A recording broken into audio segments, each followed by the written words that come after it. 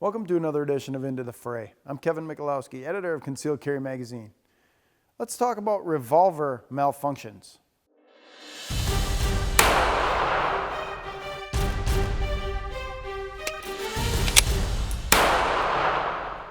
In the last edition of Into the Fray, we did a little drill with a revolver, and it got me thinking about revolver malfunctions. And we talked about this previously. People wanted to know what could go wrong with your revolver. Everyone assumes that a revolver is absolutely foolproof and incredibly reliable.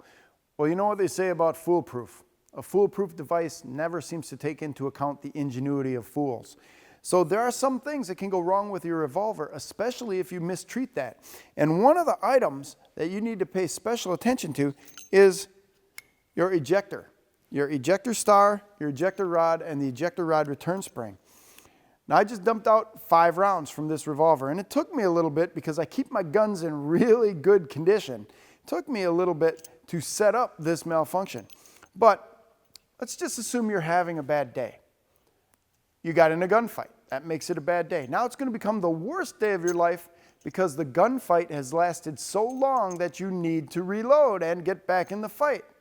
Now it's going to get even worse after that because you weren't taking care of your revolver and you've got a worn out ejector rod return spring, or the ejector star is somehow damaged. Somewhere along the line something has gone wrong because you just assumed that your revolver was unbreakable and would never stop.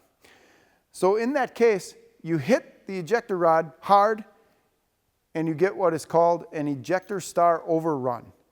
You run the ejector star over the lip of the shell casing that's inside there.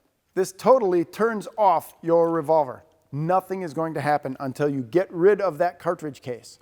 And the way to do that is to run the ejector star all the way out and then hyperextend it. Pull it out all the way and get a fingernail underneath the lip of that case, underneath the rim of that case, and pull it out and let it fall to the ground. This is not something you want to be trying to do in the midst of a gunfight when you're going to reload.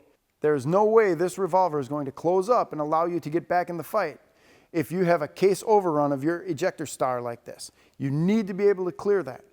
Now, the ejector rod spring, and the ejector star are all fairly fragile. You need to take care of those. You can't be whipping your cylinder around like crazy.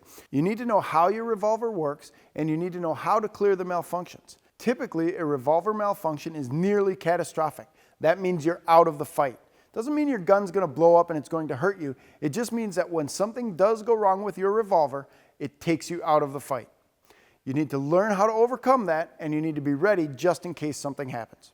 I'm Kevin Michalowski, editor of Concealed Carry Magazine. If you like these videos, share them with all your friends, and please subscribe to our page. I'll give you more great information every week.